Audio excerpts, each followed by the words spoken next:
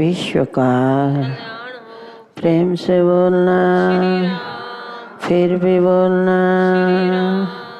चित्त की वृत्ति को एकाग्र करके बड़े प्यार से बोलना। जन्म जन्मांतरों की मैल को दूर करने के लिए बड़े भाव से बोलना।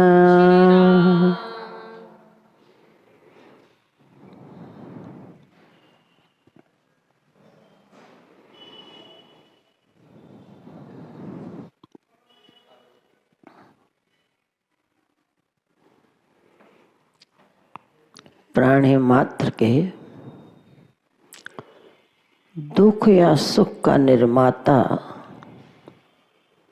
न तो कोई वस्तुएं हैं और न ही किसी प्रकार की परिस्थितियां, अपितु मनुष्य के दुख का एकमात्र सबसे बड़ा कारण मैं और मेरी है। जो मैंने कहा, जो मेरी बुद्धि ने निश्चय किया, वही सत्य है।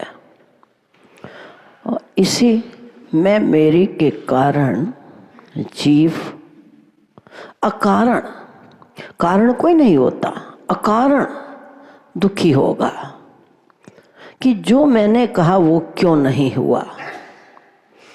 तो संत कहते हैं कि उस समय हमारी वाणी नहीं बोलती, अब तो हमारा अहंकार बोलता है।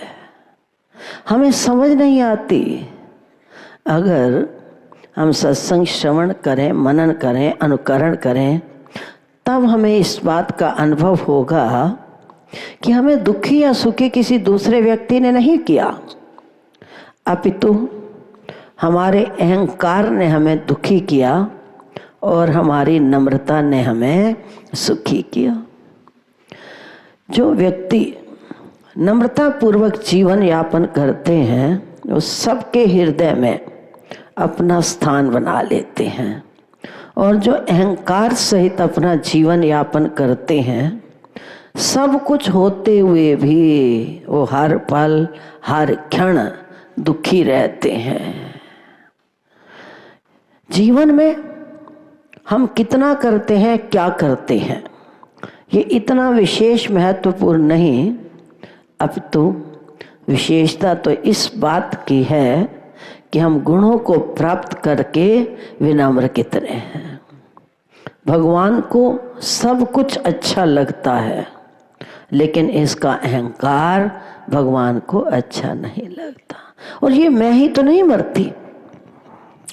लंबे चौड़े अनुष्ठान कर सकते हैं, लेकिन इस मैं मेरी को हम नहीं मारते। इस मैं मेरी नो मार के मैं विच बड़ी जुदाई। इस मैं मेरी नो मार के मैं विच बड़ी जुदाई। इस मैं मेरी नो मार के मैं विच बड़ी जुदाई। इस मैं मेरी नो मार के मैं विच बड़ी जुदाई। इस मैंने रौला पाया, सारे जग विच शोर मचाया। इस मैंने रौला पाया, सारे जग विच शोर मचाया। इस मैंने रौला पाया, सारे जग विच शोर मचाया। इस मैंने रौला पाया, सारे जग विच शोर मचाया। इस सब नू नाच नचाया, कीती बड़ी तबाही है। इस सब नू नाच नचाया, कीती बड़ी तबाही है। इस मैं मेरी नो मार के मैं विच बड़ी जुदाई है। इस मैं मेरी नो मार के मैं विच बड़ी जुदाई है। इस मैनू कढ़ दो बार अंदर दी करो सफाई है। इस मैनू दियो बारे अंदर दी करो सफाई। इस मैंने बड़ा शोर मचाया है, सबको नाच नचा कर रखा है। संत कहते हैं कि संसार के सुखों का त्याग किया, सब कुछ त्याग किया, लेकिन जिसका त्याग करना है उसका हमने त्याग नहीं किया। मैं त्यागी, मैं वक्ता, मैं रूपवान, मैं गुणवान, माफ करना, तुम्हारा अपना है क्या? ये शरीर भी तुम्हारा अपना नहीं। देखा जाए, अगर शरीर तुम्हारा अपना होता तो तुम्हारी आज्ञा का पालन न करता। कोई भी व्यक्ति ये नहीं चाहता कि मेरे शरीर की शक्ति क्षीण हो, मेरी इंद्रियां कमजोर हो। हर व्यक्ति का प्रयास रहता है कि मैं सदा स्वस्थ बना रहूं। क्या स्वस्थ रहे? नहीं रह सके। क्यों नहीं रह सके? क्योंकि ये शरीर हमारा अपना नहीं है। शरीर तो दिया था परमात्मा ने धरोहर के रूप में, उसका भजन और सिमरन करने के लिए, लेकिन हमने क्या किया? भजन सिमरन तो नहीं किया। जो करना था वो तो नहीं किया, और जो नहीं करना था वो हम कर रहे हैं। मैनो मार मार कई मर गए, मैनो मार मार कई मर गए, पर मैं ना विचों मर दी। एक पास्यों मैं बार चकड्डो, मैं दूजे पास्यों बढ़ती। जब तक मैं और मेरी का भाव बना रहेगा तब तक हमें उस तत्व की प्राप्ति हो नहीं सकती, और हम दूसरे को दोषी सिद्ध करते हैं कि वो व्यक्ति मुझे दुखी कर रहा है और अमुक व्यक्ति मुझे सुखी कर रहा है। काहू न को सुख दुख कर दाता, निज कृत कर्म भोग सब भ्राता। अगर परम विश्रांति चाहते हैं, शाश्वत सुख चाहते हैं, तो मैं और मेरी का त्याग करना पड़ेगा। कहीं सूक्ष्म भाव भी अगर मैं का बना रहा ना, वहीं से हमारा पतन शुरू हो गया। बैक गियर शुरू हो जाता है हमारा, हमें समझ नहीं आती। हमारी स्थिति तो क्या है? कोल्हू के बैल की तरह है। कोल्हू का बैल बेचारा सारा दिन चक्कर काटता है रहट पर और सोचता है मैं पता नहीं कहाँ पहुंच गया था, लेकिन जब उसने आंख खोली, पट्टी खोली, तो क्या देखा? जहां से चला था वहां का वहीं पर खड़ा। यह स्थिति कोल्हू की बैल की नहीं, अब तो संसार के अधिकांश प्राणियों की यही स्थिति है। तो इसी प्रकार से एक राजा प्रजा का बड़ा प्रेम पूर्वक पालन करता था, न्याय से, धर्म से देख रेख भली भांति करता था, लेकिन वो राजा फिर भी दुखी। इंसान शुभ काम करे, सबके साथ प्रेम का व्यवहार करे और फिर भी दुखी रहे।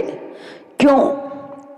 राजा ने देखा कोई मेरी निंदा कर रहा है, कोई मेरी स्तुति, तो निंदा और स्तुति को जब वो सुनता था, निंदा सुनकर उसका मन विक्षिप्त अशांत, और स्तुति सुनकर मन उसका प्रसन्न और संतुष्ट। संत कहते हैं कि निंदा और स्तुति दोनों स्थिति द्वंद्वों से बचकर रहो। अगर स्तुति सुनकर प्रसन्न रहोगे तो निंदा भी सुननी पड़ेगी। ना निंदा सुनो ना स्तुति सुनो। जो निंदा कर रहा है हो सकता है कि तुम्हारे मन में उसके प्रति द्वेष हो, और जो तुम्हारी स्तुति कर रहा है तुम्हारे प्रति उसका राग हो। इसलिए तुम निंदा और स्तुति के अधिकारी नहीं। वो तो परमात्मा जानता है कि हमारे अंदर क्या गुण है और क्या दोष है, और वैसे ही विधाता ने गुण और दोष मिलाकर सृष्टि की रचना की है। क्योंकि विधि प्रपंच गुण अवगुण साना, गुण और दोष सब में है। कोई प्राणी ऐसा नहीं चेतन तो चेतन, जड़ में भी गुण भी मिलेंगे और हमें दोष भी प्राप्त होंगे। तो आज यही स्थिति उस राजा की थी। प्रजा का प्रेम पूर्वक पालन करने के बाद भी कोई निंदा करता, कोई स्तुति करता। अब राजा बेचारा बड़ा दुखी था कि मेरे मन में तो किसी के प्रति कोई ऐसा भाव नहीं, फिर भी ये लोग मेरी निंदा करते हैं। निंदा क्यों दुखदाई हुई? क्योंकि वो स्तुति सुनकर प्रसन्न होता था। एक दिन अकस्मात एक संत महापुरुष राजमहल में पहुंचे। राजा का चेहरा दुखी और मलिन। हकीकत दिल के चेहरे पर यहाँ मालूम होती है, कहाँ की चोट होती है, कहाँ मालूम होती है। ये जो चेहरा है ना, हमारे हृदय का दर्पण है। प्रसन्नता अंदर होगी तो चेहरे से झलकेगी, दुख अंदर होगा तो चेहरे द्वारा प्रतीत होगा।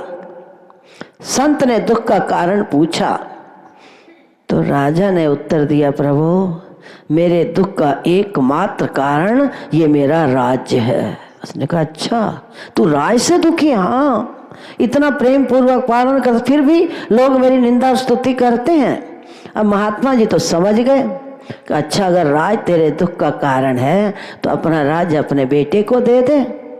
महाराज बेटा मेरा अभी बहुत छोटा है, राज को देख रेख नहीं कर सकता। चलो कोई बात नहीं, बेटा तेरा छोटा है तो मंत्री को दे दे। मंत्री मेरा विश्वास पात्र नहीं। बेटा छोटा है, मंत्री विश्वास पात्र नहीं, तो अपना राज तू हमें दे दे। महात्मा जी राजा खुशी से उछल पड़ा और कहने लगा, हाँ ये बहुत अच्छी बात है कि मैं अपना राज आपको दे दूं, क्योंकि मेरे दुख का कारण मेरा राज्य है। क्या ये सत्य था?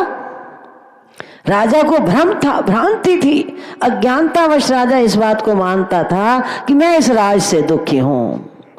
मैंने पहले भी यही निवेदन किया कि प्राणी मात्र के जीवन में ना तो वस्तुएं, ना परिस्थितियां, ना कोई व्यक्ति हमारे दुख या सुख का कारण है। अब तो हमारी मैं मेरी ही हमारे दुख का कारण है।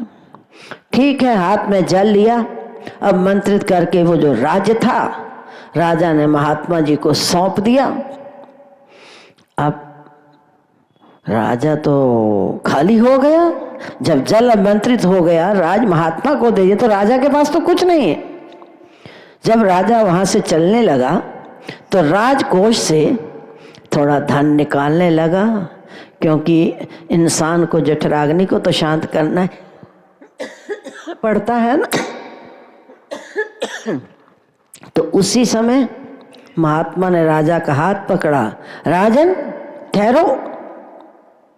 महाराज आखिर उदर पूर्ति के लिए कुछ ना कुछ चाहिए। अभी नौकरी कर नहीं सकता क्योंकि ज्ञान नहीं, बिजनेस का ज्ञान नहीं, कुछ ना कुछ तो उदर पूर्ति के लिए मुझे धन चाहिए। तो महात्मा जी ने कहा, देख जिसका राज्य होता है राजकोष भी तो उसी का है, राजकोष पर तेरा अधिकार नहीं। अब हाथ जोड़कर खड़ा हो गया, महाराज फिर क्या करूं? देखता हूं कहीं छोटी मोटी नौकरी करके गुजारा करूंगा, लेकिन मैं दुखों से छुटकारा चाहता हूं। संत कहते हैं कि हमने न तो इन परिस्थितियों में उलझना है और न इन परिस्थितियों से हमने कहीं दूर भागना है। उलझना भी नहीं, भागना भी नहीं। अब तो विवेक पूर्वक सत्संग के माध्यम से उन परिस्थितियों को हमने सुलझा देना है। सुलझाएंगे तभी तो सुलझेगी।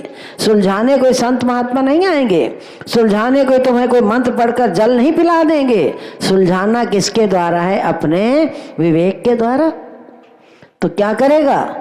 राजा ने कहा कहीं छोटी मोटी नौकरी करके अपनी उदर पूर्ति तो करूंगा ना। महात्मा जी ने कहा, अच्छा अभी तो कह रहा था क्या करूं क्या ना करूं। संतों के इशारे होते हैं, परिस्थितियां आने के बाद उन्हें सुलझाना है, उनमें उलझना नहीं है। तो अब आप बताओ क्या करूं? महात्मा जी ने कहा, बेटा बस एक काम कर ले, तूने नौकरी करनी है ना, तो नौकरी तू इसी राजमहल में रहकर कर ले, तू मेरा नौकर बन जा, मैं मालिक और तू मेरा नौकर। राजा के मन को बात जची कि बात तो ठीक है, क्योंकि महात्मा जी को राज चलाना तो आता नहीं था। उन्होंने तो उसके अंदर जो मैं मेरी की आसक्ति थी, मैं मेरी का भाव था, बस उसे ही निकालना था। प्रसन्न हो गया महाराज ये बात। और संत महापुरुष युक्ति के द्वारा मुक्ति का मंत्र हमें सिखा देते हैं। ठीक है, महात्मा जी ने कहा अब मैं चलता हूँ, राज चलाना तो मुझे आता नहीं, इसीलिए तू राज चला, लेकिन सावधान, ये राज तेरा नहीं, ये राज बोलो मेरा राज है, तेरा राज नहीं। अब राजा की बुद्धि में बात बैठ गई। उसने कहा बात तो ठीक है, जब राज जिसको सौंप दिया तो उस पर मेरा कोई अधिकार नहीं, लेकिन मैं एज ए नौकर यहाँ पर काम करूँगा। नौकर बन गया। अब राजा राज चला रहा है, जयकार तो पहले ही करता था। क्या राजा ने राज्य को छोड़ा? राज नहीं छोड़ा, केवल उसमें जो आसक्ति थी कि मेरा राज्य। 1 वर्ष बीता, भ्रमण करते हुए महात्मा जी लौट कर आए। उन्हें देखा चेहरा आज प्रसन्न है, बहुत प्रसन्न चेहरा। उन्हें कहा ठीक है, ये प्रजा तेरी निंदा स्तुति नहीं करती, महाराज करती है, फिर तो संतुष्ट क्यों है, प्रसन्न क्यों है? महाराज पहले ये राज मेरा था और अब ये राज आपका है। तेरा है, इसीलिए न राज मेरा न निंदा स्तुति मेरी, निंदा स्तुति भी आपकी और राज्य भी आपका। तो राजा जो था समस्त दुखों से मुक्त हो गया। तो दुख का कारण वस्तुएं, परिस्थितियां या कोई व्यक्ति होता है? न वस्तुएं, न परिस्थितियां, न कोई व्यक्ति। अब तो उसके भीतर जो छिपी हुई मैं और मेरी है, वही हमें दुखी करती है। राजा काम वही कर रहा है, लेकिन उसका मन सुखी हुआ। इसलिए सुखी हो गया कि राज, पहले क्या कहता था राजा, मैं इस राज्य से दुखी हूँ, राज्य ही मेरे। अरे भाई, परिस्थितियों में उलझना नहीं है, परिस्थितियों से भागना भी नहीं है। अब तो उन परिस्थितियों में रहते हुए हमने उस परिस्थितियों को सुलझा देना है। कौन सुलझाएगा? कोई जादू टोना, मंत्र, जंत्र, तंत्र कुछ भी नहीं। एकमात्र सबसे बड़ा मंत्र होता है गुरु का वचन। वेद शास्त्र सिमृत सब शोधे, सब एका बात विचारी, बिन गुर मुकत न को पावे, मन देखो कर विचार। हे मनी राम, तो विचार करके देख। महापुरुष कोई जादू टोने नहीं करते हैं। ये तो लोगों के मन में बैठी हुई बात है कि उसने जादू किया, मेरे ऊपर ये हो गया। माफ करना, प्रभाव होता है इनका, लेकिन जो गुरुमुख होते हैं उनके ऊपर वो जादू टोने उतना प्रभाव पड़ता है। ऐसी बात नहीं। जिन्होंने इतने जप तप किए, अनुष्ठान किए, जादू टोने के लिए आखिर तपस्या तो करनी पड़ती है ना, ऐसे तो प्रभावित नहीं करते। लेकिन जो सत्संगी हैं, गुरुमुख हैं, उनके ऊपर ये जादू टोने उतना प्रभाव नहीं डालते हैं। तो संत जीव को युक्ति सिखा देते हैं, और अगर उस युक्ति को हम समझ जाएं तो हमारा मन सुखी और शांत, लोक सुखी पर लोक सुहेला बन जाता है। बोलिए सच्चिदानंद घन भगवान।